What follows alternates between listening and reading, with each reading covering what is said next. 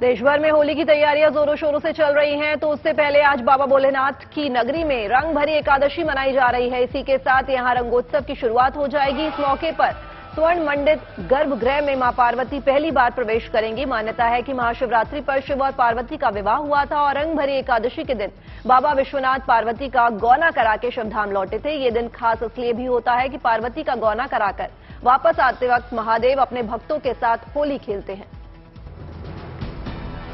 वाराणसी में गंगा घाट पर होली के लिए मस्तानों की टोली फाग गीतों के साथ रंग जमाने लगी है। वाराणसी के स्थानीय कलाकार यहां हारमोनियम, तबला, मंजीरे के साथ फाग गीतों की महफिल सजा रहे हैं और हास्य व्यंग की धारा बहा रहे हैं।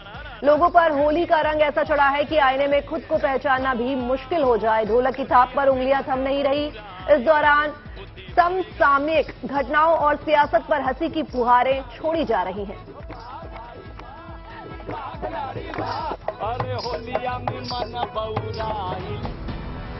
रामनगरी अयोध्या ने आपसी भाईचारे की एक अनोखी मिसाल पेश की है। अयोध्या में हिंदू और मुस्लिम समुदाय के लोगों ने मिलकर होली खेलनी शुरू कर दी है। यहां साधु संत हो या मुस्लिम समुदाय के लोग सभी एक दूसरे पर फूल और गुलाल उड़ाते नजर आए। असल में अयोध्या की सदियों पुरानी पहचान रही है।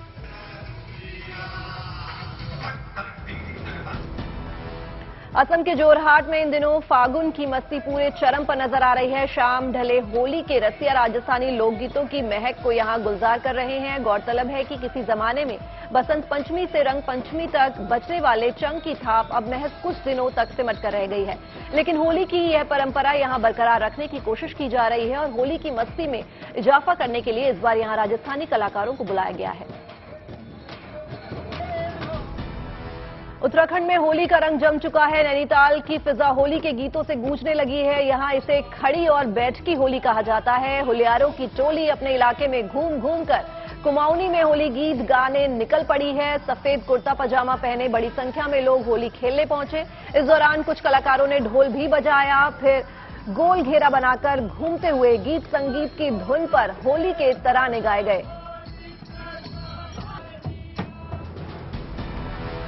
यूपी के शाहजहांपुर में पूरे देश में सबसे अनोखी होली होती है। यहां जूते मार होली खेली जाती है। शाहजहांपुर में होली को लेकर 24 जुलूस निकलते हैं, जिनमें 2 प्रमुख जुलूस शहर में निकलते हैं। पहला बड़े लाट साहब का जुलूस, दूसरा छोटे लाट साहब का जुलूस।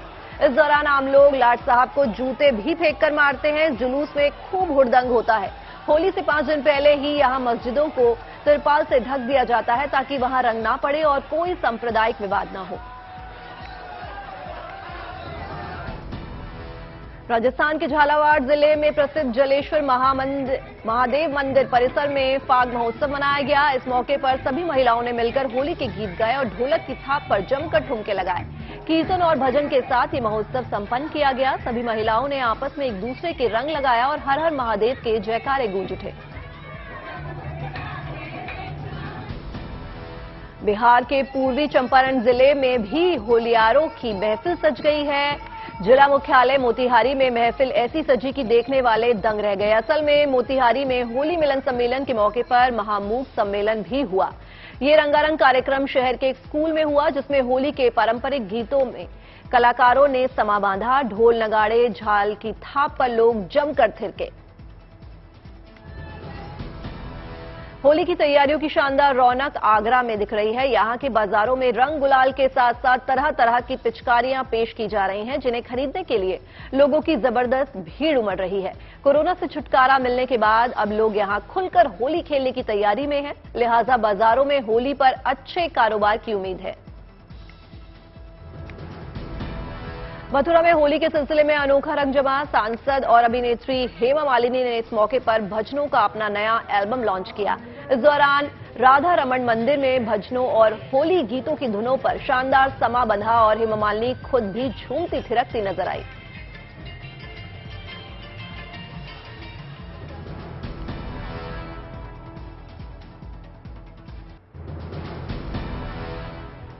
भारत की मेजबानी में क्वाड के सदस्य देशों के विदेश मंत्रियों की बैठक आज नई दिल्ली में हुई है। बैठक की अध्यक्षता विदेश मंत्री एस जयशंकर ने की। बैठक में अमेरिकी विदेश मंत्री एंटनी ब्लिंकन,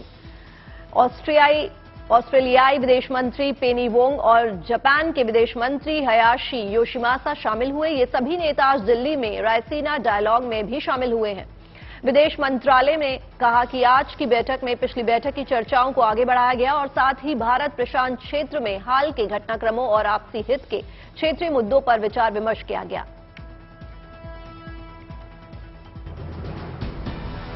प्रधानमंत्री नरेंद्र मोदी ने आज पर्यटन के विकास पर पोस्ट बजट वेबिनार को संबोधित किया। इस दौरान उन्होंने कहा कि भारत के संदर्भ में देखो तो टूरिज्म का दायरा बहुत बड़ा है। हमें टूरिज्म सेक्टर को नई ऊंचाई देने के लिए आउट ऑफ द बॉक्स सोचना होगा और लॉन्ग टर्म प्लानिंग करके चलना होगा। पीएम ने कहा कि जब यात्रियों के लिए सुविधाएं बढ़ती हैं तो कैसे यात्रियों में आकर्षण बढ़ता है, उनकी संख्या में भारी वृद्धि होती है, ये भी हम देश में देख रहे हैं। केंद्रीय गृह मंत्री अमित शाह आज कर्नाटक के बीदर में विजय संकल्प यात्रा को हरी झंडी दिखाएंगे। अमित शाह आज बीदर में गुरुद्वारे और मंदिरों में दर्शन पूजन भी करेंगे। वे 6 विधानसभा क्षेत्रों में रोड शो और जनसभाएं करेंगे। शाह के चुनावी दौरे की शुरुआत बीदर से होगी। इसके बाद वे बेंगलुरु ग्रामीण और अन्य इलाकों में जाएंगे। कैम्ब्रिज यूनिवर्सिटी में लेक्चर देने पहुंचे कांग्रेस सांसद राहुल गांधी ने जासूसी कांड को लेकर बड़ा बयान दिया है। उन्होंने कहा कि भारतीय लोकतंत्र खतरे में है। राहुल ने कहा कि उनके फोन में पेगासस स्पाईवेयर पाया गया है। राहुल ने दावा किया है कि ज्यादातर नेताओं के फोन हैक किए गए। पूर्वोत्तर के 3 राज्यों में चुनाव नतीजों के बाद अब नई सरकार बनाने की कवायद शुरू हो रही है। खबर है कि मेघालय में कोनराड संगमा की एनपीपी बीजेपी के समर्थन से सरकार बनाएगी। कोनराड संगमा की पार्टी को 60 में से 26 सीटें मिली हैं, जबकि बीजेपी को 3 सीटें मिली हैं। कोनराड संगमा आज राज्यपाल से मिलकर सरकार बनाने का दावा पेश करेंगे। वहीं नागालैंड में एनडीपीपी और बीजेपी को मिलीजुली सरकार बनेगी। त्रिपुरा में बीजेपी ने अकेले अपने दम पर सत्ता में वापसी की है।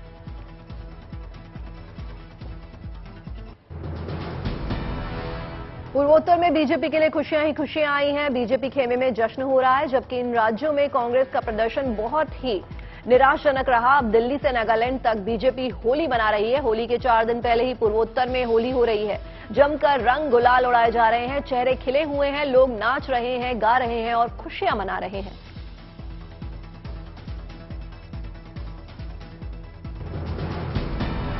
महाराष्ट्र के कस्बा विधानसभा उपचुनाव में एमवीए उम्मीदवार की जीत से उद्धव गुट उत्साहित है। जीत के बाद उद्धव समर्थक कल अलग अंदाज में नजर आए। वो बुलडोजर पर सवार हुए और फिर उनका विजय अभियान शुरू हुआ।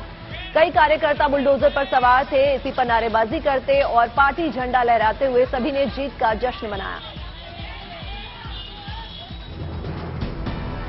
ममता बनर्जी ने कहा कि उनकी पार्टी 2024 के आम चुनाव के किसी पार्टी के साथ गठबंधन नहीं करेगी और अकेले ही लोकसभा चुनाव लड़ेगी।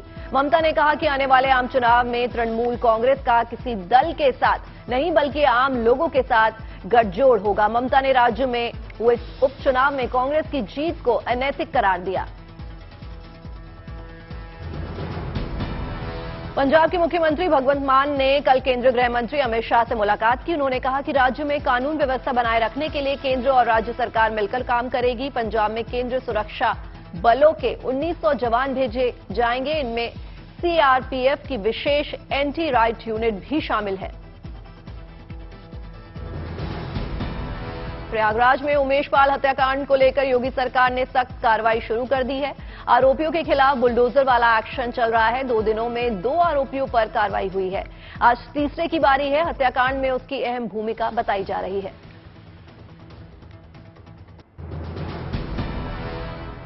एक बेहद दिलचस्प खबर गुजरात के नवसारी से आई है। नवसारी के चिखाली इलाके के खुंद गांव में एक तेंदुआ पेड़ पर चढ़ गया। इसके बाद वहां जमा हुआ गांव वालों ने गुलेल से पत्थर मारकर तेंदुए को भगाया। हालांकि तेंदुआ काफी देर तक पेड़ पर बैठा रहा। लोगों के जमा होने से तेंदुआ भी डरा हुआ था और जंगल से रिहायशी इलाके में तेंदुए के आ जाने से गांव वालों में भी डर का माहौल है। मध्य प्रदेश में आदिवासियों के सबसे बड़े भगोरिया मेले में जबरदस्त जन सैलाब उमड़ा। खैरगौन में इस मेले में भाग लेने हजारों की संख्या में आदिवासी युवा पहुंचे और ढोल मांदल की थाप पर थिरकते दिखे। लोगों में जबरदस्त उत्साह और जोश नजर आ रहा है। आदिवासी युवा सज धज कर इसमें भाग लेने पहुंचे हैं। भगोरिया मेला 7 दिनों तक जारी रहेगा। इस बार पहली बार भगोरिया मेले में पुलिस को तैनात किया गया है। खास बात यह है कि इस मेले में सट्टेबाजी, जुआ और शराब पर पूरी तरह पाबंदी है। कानून व्यवस्था बनाए रखने के लिए प्रशासन मुस्तैद है। कोलकाता में वाराणसी की तर्ज की गंगा आरती शुरू की गई है। कल कदमतल्ला गंगा घाट पर मुख्यमंत्री ममता बनर्जी ने शंख बजाकर इसकी शुरुआत की। इसके बाद 15 वैदिक पुरोहितों ने मंत्रोच्चार के साथ मां गंगा की आरती की। इस मौके पर सीएम ममता बनर्जी ने कहा कि ठंड के दिनों में आरती का समय शाम 6 बजे होगा, वहीं गर्मी के दिनों में शाम 7 बजे आरती होगी। इसके अलावा दुर्गोत्सव के दौरान 2 से 3 दिनों के लिए आरती बंद रहेगी, क्योंकि उस वक्त प्रतिमा विसर्जन के लिए घाट पर भीड़ होती है। उत्तराखंड में 4 धाम यात्रा की तैयारियां जोरों पर हैं। सरकार और प्रशासन पूरी तरह से मुस्तैद है कि कोई चूक न रह जाए। ज्यादा जोर सुरक्षा और स्वास्थ्य पर है। इस बार 4 धाम यात्रा मार्गों पर 2000 से ज्यादा पुलिसकर्मी तैनात किए जा रहे हैं, जिसमें 6 कंपनी पीएसी भी हैं। इसके साथ ही 28 एसडीआरएफ की टीमें भी जगह जगह तैनात हुई हैं। 16 जगहों पर जल पुलिस की टीम भी तैनात है। तो वहीं ट्रैफिक के लिहाज से संवेदनशील 133 पॉइंट चिन्हित किए गए हैं। 57 जगहों पर टूरिस्ट पुलिस केंद्र बनाया गया है। पैदल मार्ग के हर किलोमीटर डिस्टेंस पर स्वास्थ्य केंद्र बनाने की योजना है। कल भारत गौरव डिलक्स टूरिज्म ट्रेन को सफर पर रवाना किया गया। वडोदरा पहुंची इस ट्रेन का शानदार स्वागत किया गया। इस ट्रेन के जरिए लोगों को ऐतिहासिक और सांस्कृतिक धरोहरों को देखने और समझने का मौका मिलेगा। इसमें सफर कर रहे लोगों को 8 दिनों की यात्रा के दौरान गुजरात के प्रमुख इलाकों की सैर कराई जाएगी।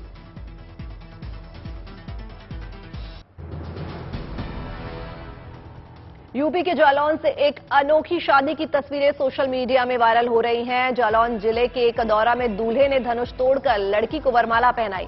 खास अंदाज में हुई शादी की चर्चा जिले में हो रही है। त्रेता युग में जिस तरह भगवान श्री राम ने धनुष तोड़कर माता सीता से विवाह किया था, ठीक उसी तर्ज पर जालौन में स्वयंवर का आयोजन हुआ। छत्तीसगढ़ के दंतेवाड़ा इलाके में रचाई गई अनोखी शादी। यहां ग्रामीण इलाके के लोगों ने महुआ के पेड़ों का ब्याह रचाया। इस मौके पर लोग जमकर नाचते गाते और झूमते नजर आए। महुआ के पेड़ों की शादी की यह परंपरा बहुत पुरानी है। माना जाता है कि इससे महुआ के पेड़ों में फूलों की बहार आती है। महुआ के फूलों और फलों का इस्तेमाल औषधीय महत्व की कई चीजें और पकवान बनाने में भी होता है। गर्मी के दस्तक देते ही मटकों की डिमांड बढ़ने लगी है। इस सिलसिले में झीलों की नगरी उदयपुर में मटका मेले का आयोजन किया गया है। मेले की खासियत यह है कि इसमें विभिन्न तरीके के मटकों की बिक्री होती है। इसमें उदयपुर और आसपास के क्षेत्रों के गांवों के लोग हिस्सा लेते हैं। मेले में मटकों के अलावा मिट्टी के और भी बर्तन की बिक्री होती है। मेले का आयोजन करीब 800 साल से हो रहा है। दिल्ली से सटे नोएडा में यूपी का पहला मेट्रो कोच रेस्टोरेंट शुरू होने जा रहा है। ये रेस्टोरेंट नोएडा के सेक्टर 137 में बनाया जा रहा है। एक्वा लाइन मेट्रो के कोच में ये रेस्टोरेंट चलाया जाएगा। यहां 50 लोगों को बैठकर खाने पीने की सुविधा मिलेगी। Noida metro rail corporation limited ने एक निजी कंपनी को इसका लाइसेंस दिया है। इस खास रेस्टोरेंट में मेट्रो कोच में बैठने की व्यवस्था में कोई बदलाव नहीं किया जाएगा। इससे लोगों को यह एहसास होगा कि वे ट्रेन में सफर करते हुए खाने पीने का आनंद ले रहे हैं। 8 मार्च को मनाए जाने वाले अंतर्राष्ट्रीय महिला दिवस को सेलिब्रेट करने की तैयारियां अभी से हो रही हैं। इस सिलसिले में गांधीनगर की गिफ्ट सिटी में मेरी उड़ान मेरी पहचान नाम के खास स्कल्पचर का अनावरण किया गया। इस मौके पर शानदार सांस्कृतिक कार्यक्रम हुआ, जिसमें आत्मनिर्भर भारतीय महिलाओं की ताकत और क्षमताओं को दर्शाया गया। अभिनेत्री सुष्मिता सेन ने हाल ही में एक पोस्ट शेयर कर बताया कि उन्हें 2 दिन पहले हार्ट अटैक आया था। हालांकि अब उनकी तबीयत ठीक है। सुष्मिता ने अपने पिता के साथ अपनी फोटो इंस्टाग्राम पर शेयर की है। सुष्मिता ने लिखा, अपने दिल को मजबूत और खुशनुमा बनाए रखो और ये तुम्हारे साथ हमेशा तुम्हारे बुरे दौर में खड़ा रहेगा, जब तुम्हें इसकी सबसे ज्यादा जरूरत होगी। ये महान लाइन मेरे पापा ने कही थी।